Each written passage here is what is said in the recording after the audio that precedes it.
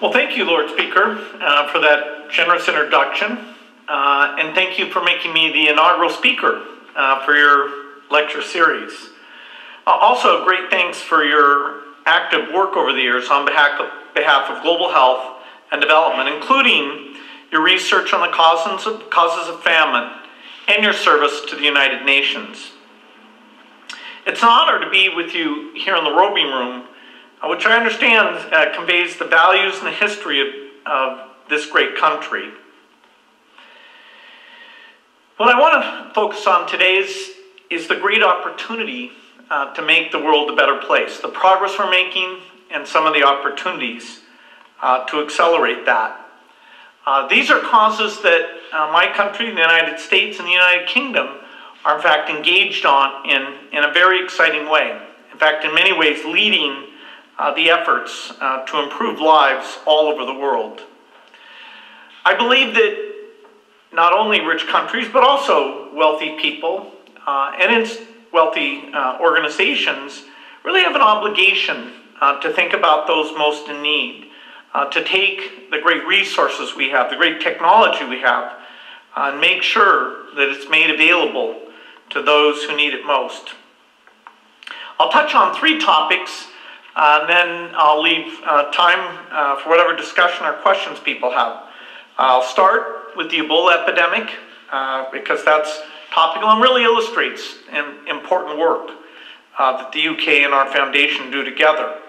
I'll talk about malaria. Again, a scourge that has really affected many countries, and yet we have a chance to reduce that burden substantially in the years ahead. And finally, I'll talk about vaccines, which have been a miracle tool, and even more can be done there. Well, this Ebola epidemic is a very scary thing.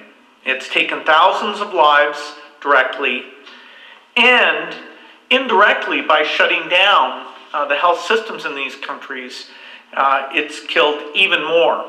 More women dying in childbirth, or people dying in malaria. The health systems for all 22 million of the people in the 3 affected countries really are not operating. And it's been impressive to see the kind of response we've had. The people of Great Britain have been particularly leaders in this, coming up with over £205 million, which makes this country the second largest supporter, the largest in Europe, but second only to what the United States has done. The quick response, getting out in the forefront, taking responsibility for Sierra Leone, which is a particularly tough country to do this work, getting all the equipment out there. But it's not just the large-scale government commitments that are worth talking about. It's the 800 NHS staff who volunteered to go out there and put themselves at risk. It's people like William Pooley, who've recovered and are going right back out to help out. Or Ruth Atkins, the first volunteer to receive the experimental Ebola vaccine, which will be a very important tool for this outbreak and for future outbreaks. And, of course, the British public that's shown itself to be generous for so many causes with things like comic relief. And again here, donating over £4 million just in the first few days of this Ebola appeal.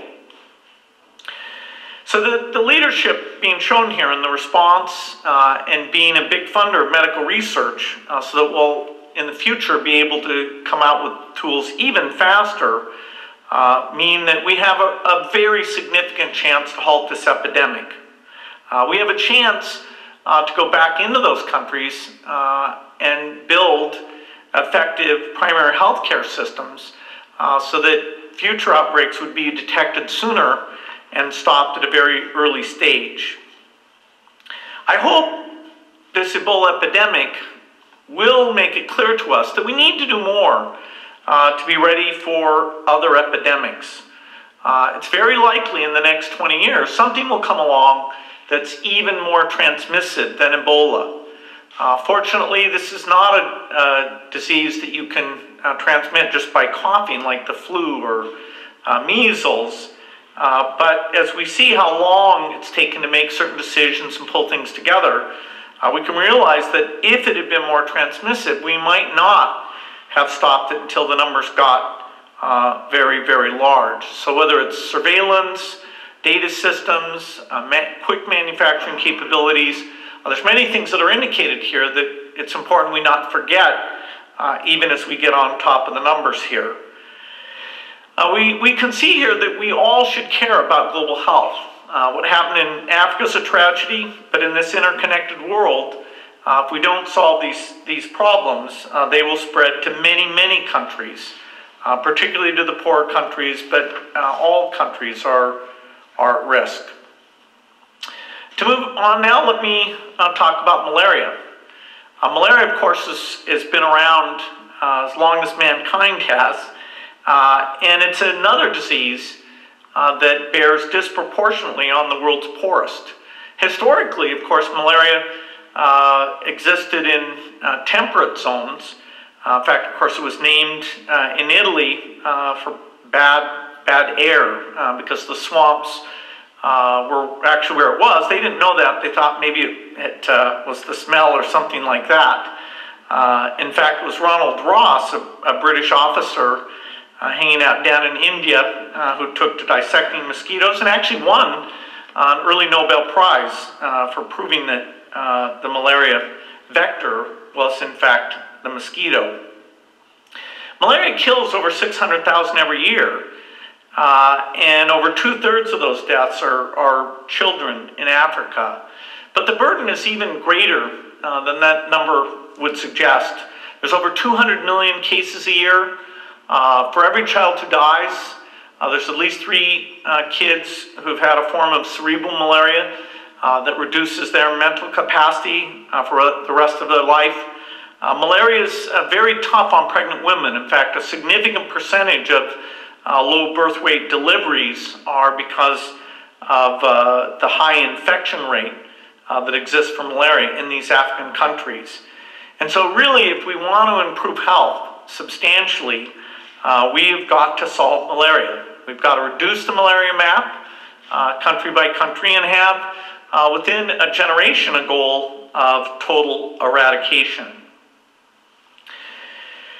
Well, here with malaria, it's another great example where I'd say the 3 leading entities on this are the United States, our foundation, and the UK. The UK, of course, with great generosity coming from DFID. There's a commitment to get out 33 million bed nets, commitment to provide malaria prevention to 11 million pregnant women, and DFID's been a huge supporter of the group called Medicines for Malaria Venture, started back in 1999, which is advancing some very exciting malaria drugs, including some drugs that you just take the pill once and you have a complete cure for not only the patient, but also the clearing of your blood so that if another mosquito bites you, you don't become the source of the parasite that is passed along to someone else. Today's drugs, even though they get you to be healthy, they don't eliminate the gametocidal stage from your blood, and so there's still transmission taking place. Our foundation funds a lot of malaria work, and 2 of the places that are substantially the best in the world that we partner with are the London School of Hygiene and Tropical Medicine, as well as the Liverpool School of Tropical Medicine. In fact, Liverpool's where the most innovative work on vector controls is getting done, coming up with new insecticides that have no side effects, making sure that as we're deploying bed nets, we take the current insecticide pyrethroids, which we're seeing resistance to, and make sure we substitute with something that's significantly potent. So we're really at a turning point here. We brought malaria deaths down from 1 million to a 500,000 a year. But if we don't really double down, if we don't really energize our efforts, the parasite evolves. And so our current drugs, which are these artemisinin type drugs or bednet insecticides, the vector evolves around it. And so the idea that eventually, the way to make sure that this is all sustainable is to do eradications, I think makes a lot of sense. What we'll have to do for the next several decades is work in parallel, bring the case counts down with things like bed nets and vector control, and pick parts of the map and learn how to do local eliminations. For example, the malaria community is coming together to do an elimination in Southeast Asia.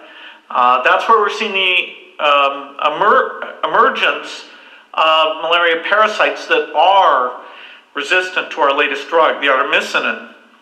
And so DFID, the United States, our foundation, and others are saying, okay, let's take the malaria burden in those countries, which actually is not gigantic, and should make it possible to go out and treat all those cases and actually wipe those countries off the malaria map and make sure, therefore, that that resistant form of the parasite doesn't travel west.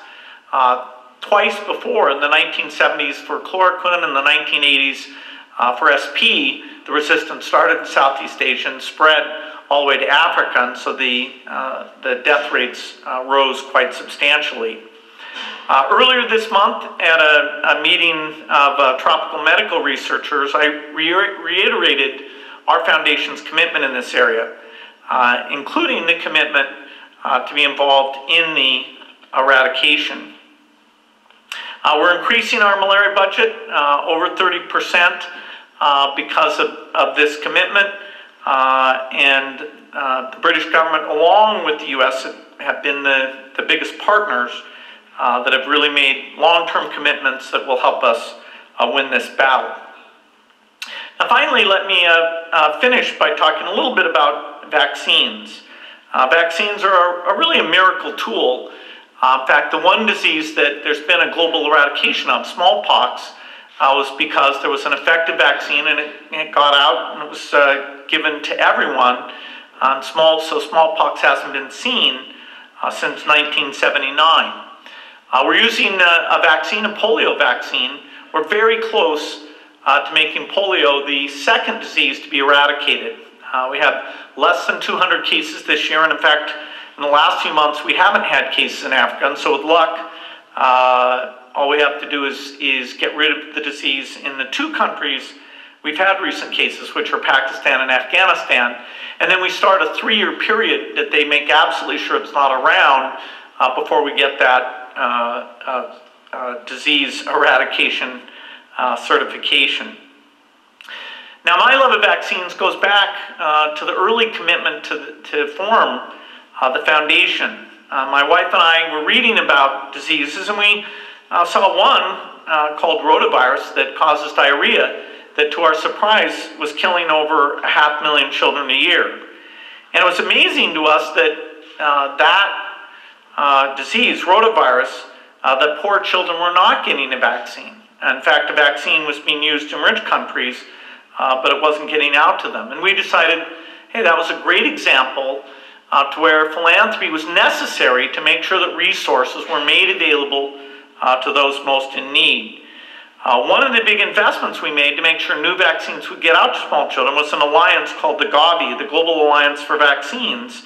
And it's a public-private partnership that's done a great job of making sure the very latest vaccines are made available to the poor. Historically, it's been over 20 years between vaccines would be used in the rich world, where actually the risk of disease is far, far less, and then it would trickle down over a long period of time and get out to where the risk was highest. With Gavi, the idea is to, in less than 5 years, make sure that kids at risk get these vaccines. And so some like pentavalent, the rotavirus vaccine, and the pneumococcus vaccine, we're moving to have full coverage. In fact, by 2020, we should have full coverage of all the world's children with those vaccines.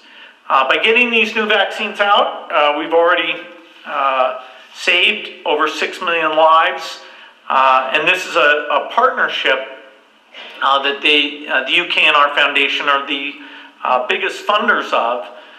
We're working now on the pledging conference that starts next year. We're drawing in other partners. We expect to raise even more money for this because actually, if you look at all the investments in development, buying these vaccines is one of the most impactful things that can be done. It really is fantastic, not only in reducing deaths, but helping the kids to survive, be far healthier.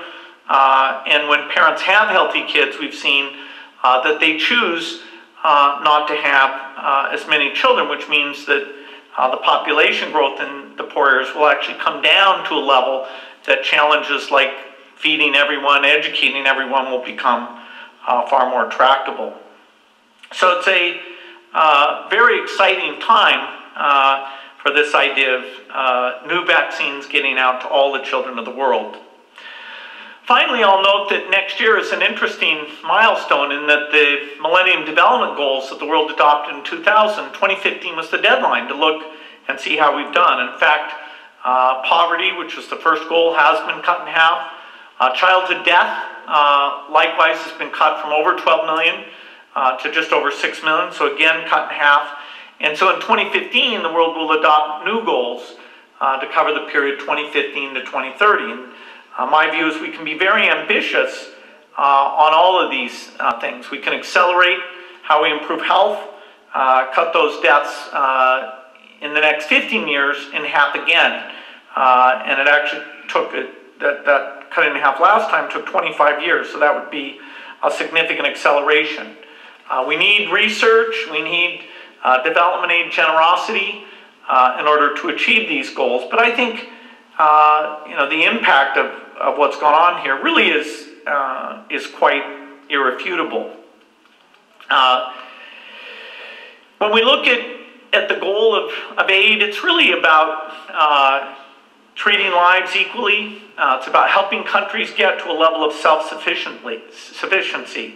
And historically, many countries that were aid recipients, South Korea, Botswana, Morocco, Brazil, Malaysia, many of what we now call middle-income countries that are not aid recipients are completely self-sufficient.